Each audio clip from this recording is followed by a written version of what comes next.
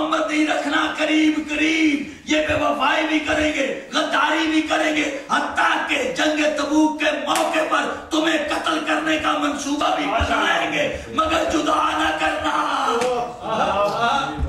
یہ ساتھ ساتھ منافق آ رہے ہیں، صحابہ گڑگڑا کے کہنے لگے یا رسول اللہ ان کی پہچان کیا ہوگی؟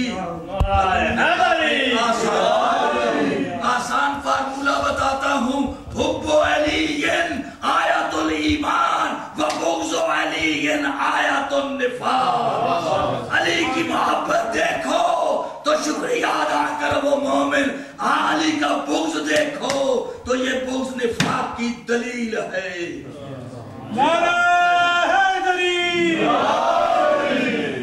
حضور مولا کا مقام معین کرنے سے پہلے اگر رسول اکرم کا مقام سمجھ لیا جائے تو پھر رسول اللہ کی وساطت سے علی کا مقام سمجھ میں آئے گا۔ اگر رسول کو کہنے والے کہے کہ ہماری طرح کا بشر ہے، یہ کہہ کے اپنی مرضی سے جو چیز نہ ماننے والی ہو کہہ دیا یہ بشری تقاضا تھا، یہ بشریت کا تقاضا تھا، تو یاد رکھنا رسول اللہ بشر ضرور ہے۔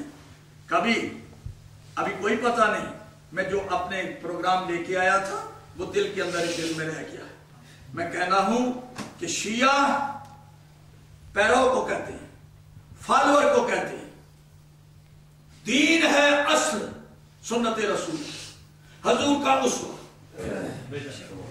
جو رسول اللہ کے اسوے کے ساتھ منسلک ہے اور اسوہ رسول پکڑے ہوئے ہیں وہ خوش نصیب ہے، وہ سنی ہے۔ توجہ ہے؟ اب شیعہ کون ہے؟ شیعہ کہتے ہیں فالوور کو۔ یہ لفظ قرآن میں آیا ابراہیم علیہ السلام کے لیے، اِنَّ مِنَ الشِّیَّةِ إِلَّا ابراہیم، یقیناً ابراہیم شیعہ تھے، نوح کے، اسی شریعت کے فالوور ہیں۔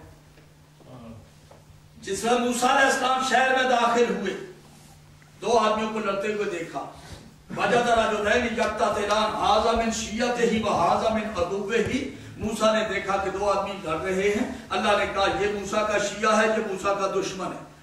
وہ دشمن کون تھا؟ وہ فرعون کا آدمی تھا، قبطی تھا، اور موسیٰ کا شیعہ کون تھا؟ بنی اسرائیل جو موسیٰ پر ایمان لا چکا تھا۔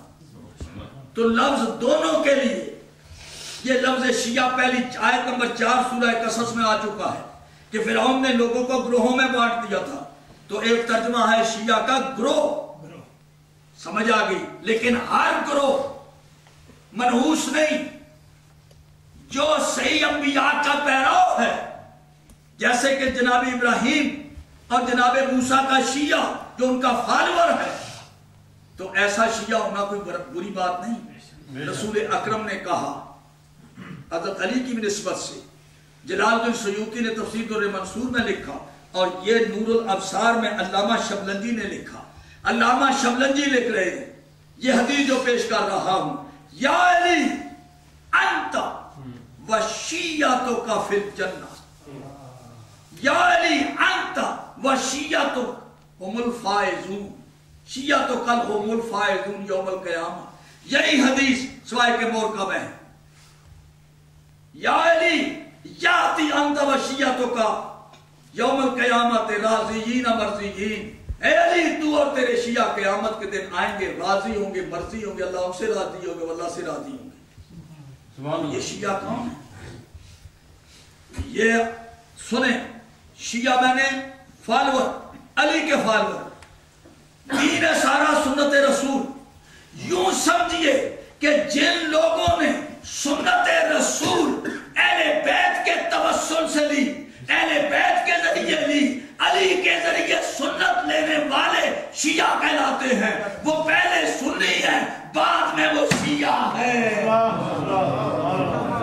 اور ان کا جب ذکر آیا تو شاہ عبدالعزیز محدث دہلوی کہتا ہے کہ ہمارے پیشوا سب شیعہ تھے۔ تھک گئے آپ لوگ؟ تو باسنا عشری میں کہتے ہیں ہمارے پیشوا سب شیعہ تھے۔ صفحہ نمبر 18 پر سلوات پڑھے ذرا بلند آواز سے۔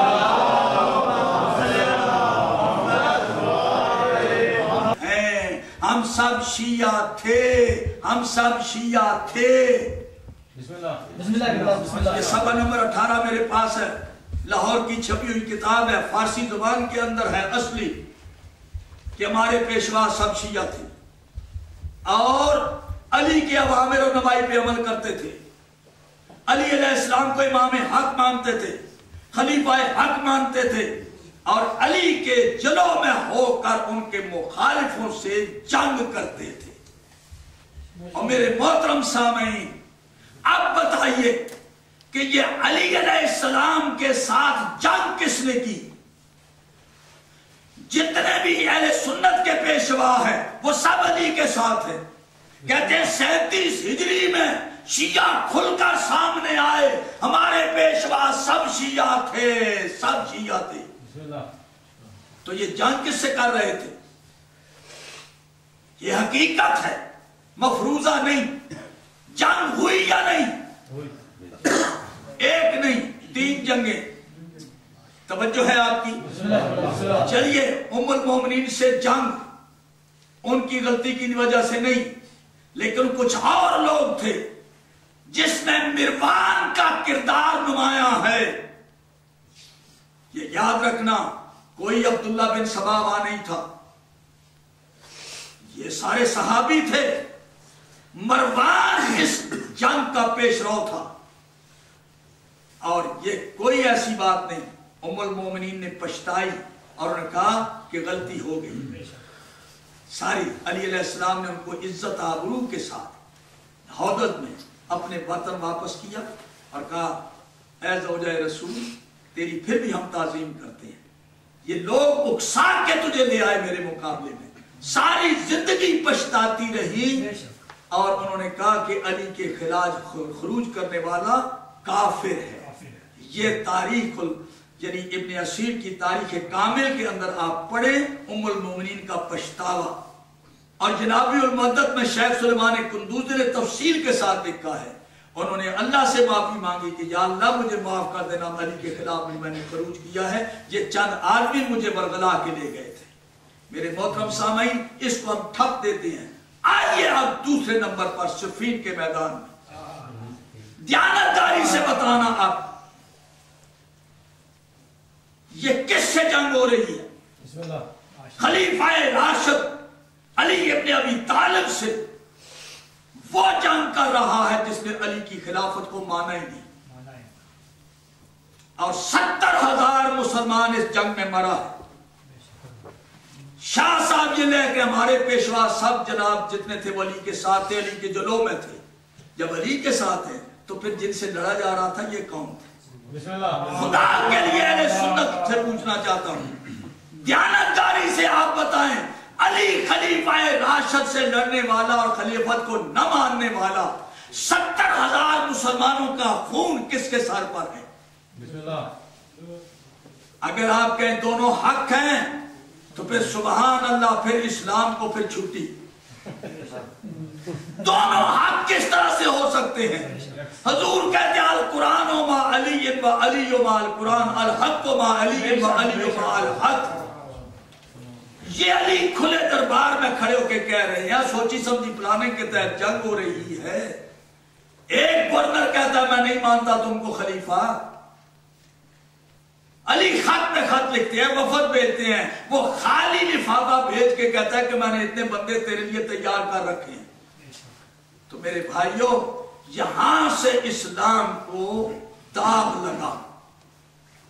اگر حق کو حق پہچانتے، کہتے علی حق ہے، جو اس مقابل میں آنے والا ہے وہ حق نہیں ہے، حق نہیں ہے۔ تو اس کے بعد نہ واقعہ کربلا ہوتا نہ فرقے بنتے۔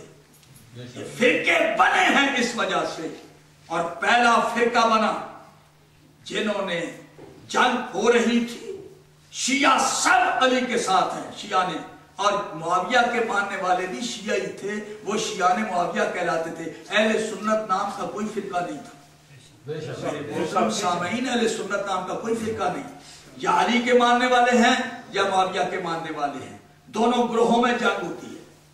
اور اس جنگ کے نتیجے میں ابھی کیا ہوا، جنگ جاری تھی، کہ انہوں نے چال چلی کے نیزے پہنے قرآن کو بلند کرو.